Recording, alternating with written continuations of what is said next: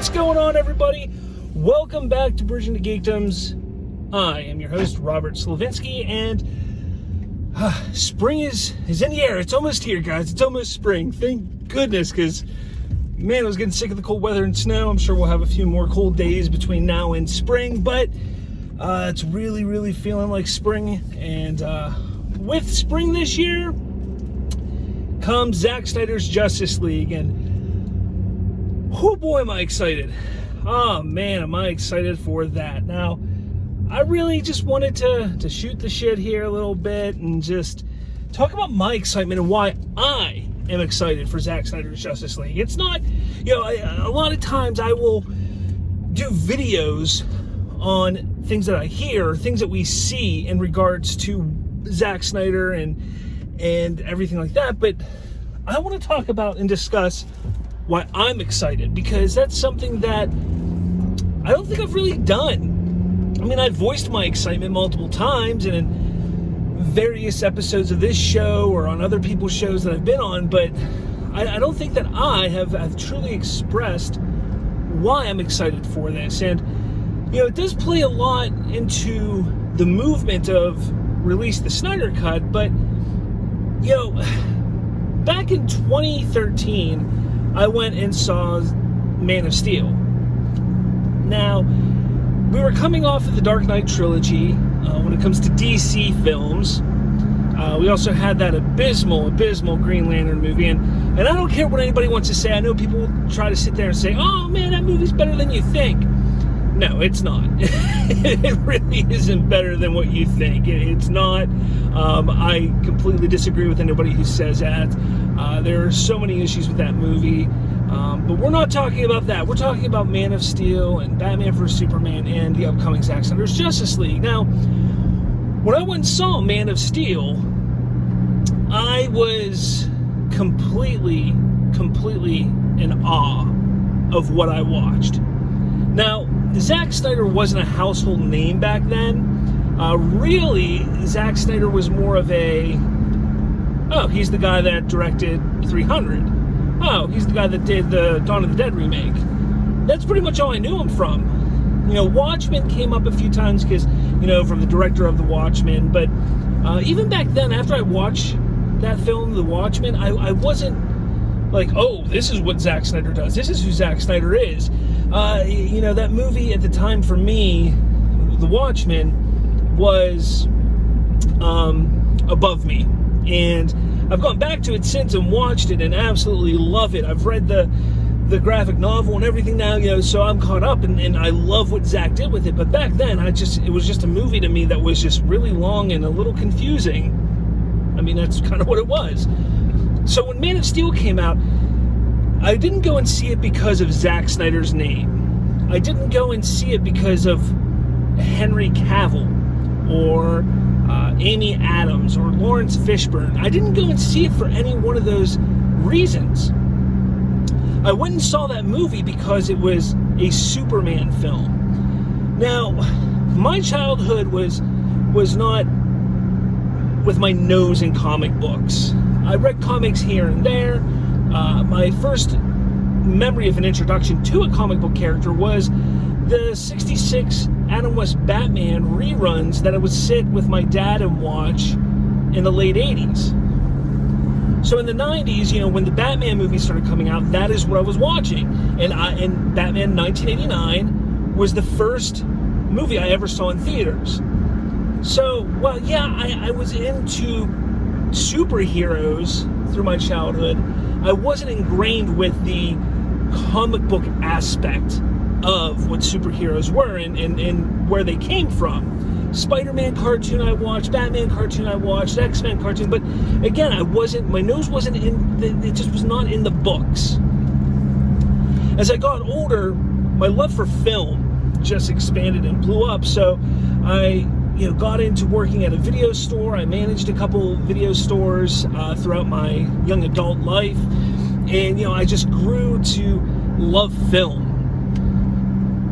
And during that stint of working at a video store, I made some friends. I made some friends who were huge comic book nerds, And we would sit there and talk about the latest Spider-Man movie, the X-Men movie, Superman Returns, which I still think is a really good movie to a point.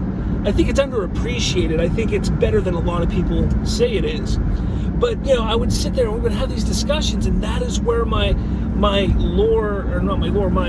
knowledge and my expansive knowledge began for all things comic related. And that's when I dove into the comic books. That's when I was like, okay, I'm getting into this. I want to find out all I could find and read and know. I had to know it. Batman, Superman, Spider-Man, X-Men. I was just getting into it all. So, the Dark Knight trilogy was a fantastic trilogy. I definitely give a lot of credit to Christopher Nolan for changing the landscape of the superhero genre when it comes to filmmaking. Now, obviously, by 2013, we had a few of the Avenger movies out there, and actually we had the first Avengers movie out. And while I enjoyed them, they felt very family-friendly, more childish than what I wanted. Even more childish and family-friendly than the Spider-Man movies of the 2000s or the X-Men movies. They were going for a target audience that would get the most amount of eyes on it, and that is fine because I still enjoy the Marvel films, but it wasn't hitting that, whatever it was inside of me that I wanted when it came to the superhero genre. And even Christopher Nolan's films didn't quite hit that. While I still love them, they didn't hit that for me. So I watch Man of Steel by myself. I went to the theater by myself. I wanted to see it that bad. I went by myself, and I just came out in complete awe. I was like, you can do that? Like that is possible with a superhero movie. Why aren't these other studios, why aren't these other directors doing this? This was masterful. This was amazing. This was just revolutionary in so many ways.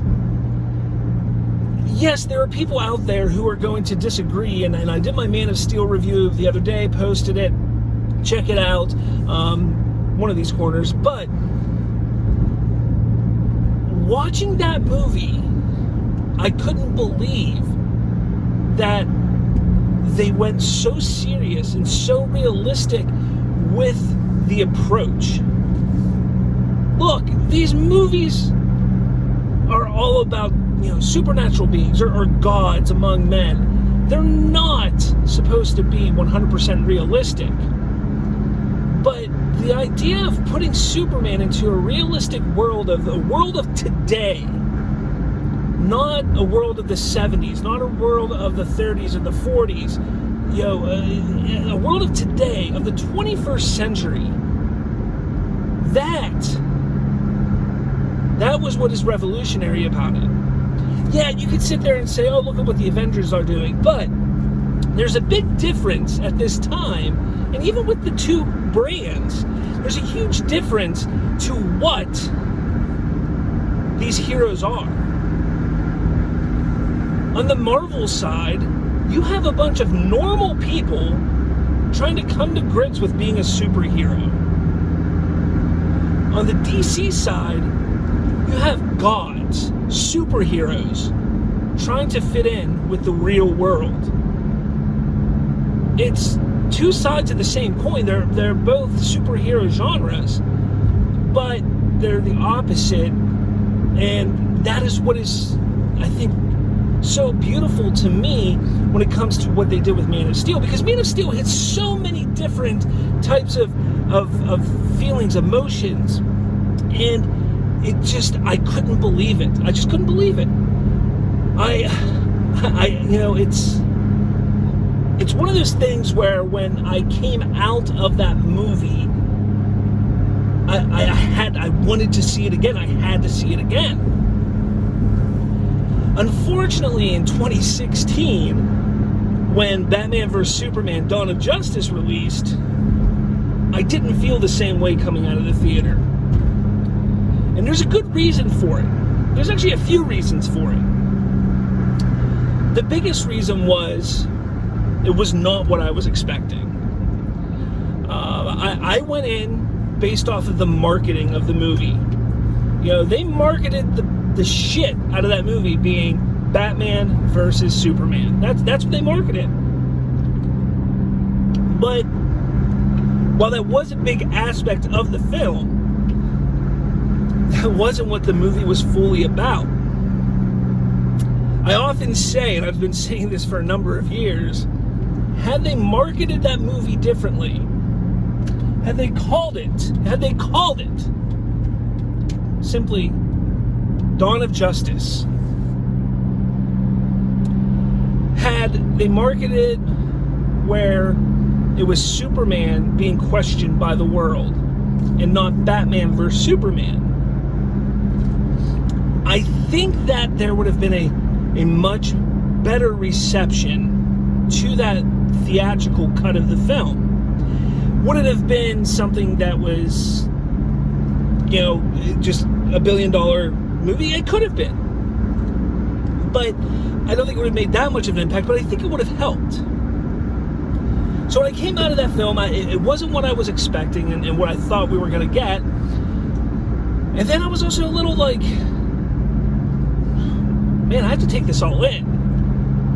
But I didn't realize that at first. I didn't realize the intricacies and the level of detail that Snyder and Terrio and everybody put into that movie, because it was a much deeper film than Man of Steel. Now, Man of Steel is a deep film. It has a lot of amazing messages and a lot of, you know, symbolism and, you know, just things that you really can grasp onto if you're somebody who struggles with being an outcast or whatever, you know, I mean, in that way. But Batman vs. Superman, I didn't see that the first time because I think my eyes were, or my mind, I was just shocked that I wasn't getting what I wanted or what I thought I wanted. When the Ultimate Edition came out, I bought it immediately. You know, I was hearing a lot of people on the internet, on the web, saying, oh man, you missed this, you missed this, you missed this. This is what's amazing about this movie. So I was like, okay, I gotta watch this movie again. I have to watch it again, and perhaps these extra 30 minutes are gonna just do something more to it. And while, yes, those 30 extra minutes and the re-editing of the movie goes a long, long way in making it a better film, now understanding what I was watching, having a chance to understand everything within that film, helped me realize the beauty that it actually is. So in 2017, when Justice League was coming out, I already was like, okay, I'm ready for this. Batman vs. Superman, I finally get it, I understand. Let's see what they do. I want to see the continuation, and it just was abysmal. Granted, I came out of that movie in 2017 excited, but I was in denial. I wanted to believe so badly. I wanted to love that movie so badly that I came out and was like, woo, it's amazing. But after multiple viewings, seeing it again, realizing that, oh shit, this is not a continuation of those last two films. When I realized that, that's when I was like, all right, we need to see Zack Snyder's Justice League. And it wasn't long after that. Now, you know, the release of the Snyder Cut movement started a little bit after the movie came out, but I didn't hop on board until that January or February of 2018, and even then, I wasn't fully invested in the movement for at least another year. Yeah, I would post things here and there, release a Snyder Cut, but I didn't start doing my due diligence and researching and investigating and finding out exactly what happened. So as I started doing that, my eyes opened to the way artistic integrity was just, you know, thrown out the door, where Warner Brothers, who was known as the filmmaker studio, became anything but the filmmaker studio. I see how they played on, a family's tragedy to essentially push out a filmmaker and a director and a human being who was struggling at that time. So much behind it that was just so devastating. And being a film fan as I have been for the last 20 plus years was just depressing to me, because it was like I looked at that industry, and I knew of things before that, how it wasn't a great industry, but I looked at it as one of those industries that you could sit there and really truly just like, that is make-believe, that they do something so magical there that when I go into a theater I can be taken away. And this whole idea and this whole thing kind of ruined Hollywood for me more than any other story prior to that. So why am I so passionate about seeing the Snyder Cut? Why have I been so passionate about this movie being released? Well, it's not just a movie.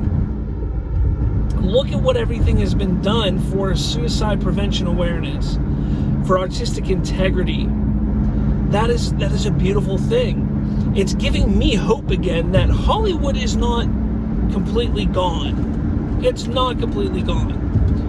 But there's a lot of work that needs done, and I think that this is a great stepping stone for that to be rectified. But most of all, it's the story. I was an outcast growing up. I was bullied, I was picked on, I was made fun of, I was all of that stuff that you could think of in school. From the time I was in 2nd and 3rd grade, almost until the time I graduated, I was a loner for the most part. I had friends, but I could never find my place in this world. I didn't understand who I was, what I was supposed to be doing. And the story of Superman and Clark Kent in Zack Snyder's arc is that of an outcast, that of somebody trying to find his way. And when he thinks he found his way, he's then bullied yet again, telling him, we don't need you. So the story hits pretty close to me in that regard. And that's a big reason why this movie and this arc and everything Zack has created has meant so much to me. So there you guys got it. I mean, let me know in the comments below why you want to see Zack Snyder's Justice League, because it's more than just a movie. It's more than just a movement. And despite all of the good that we have done, I know that there are people out there who love these movies for more than just what the movement stood for, because it meant something to you. It meant something to them. So let me know in the comments below. I want to hear why you love Zack Snyder's Superman arc, why you're looking forward to this movie coming out, and why it's so important to you. With all that said, guys, thank you so much for watching. Make sure you hit that like button. Make sure you hit subscribe. And yeah, I'll talk to all of you later. See ya.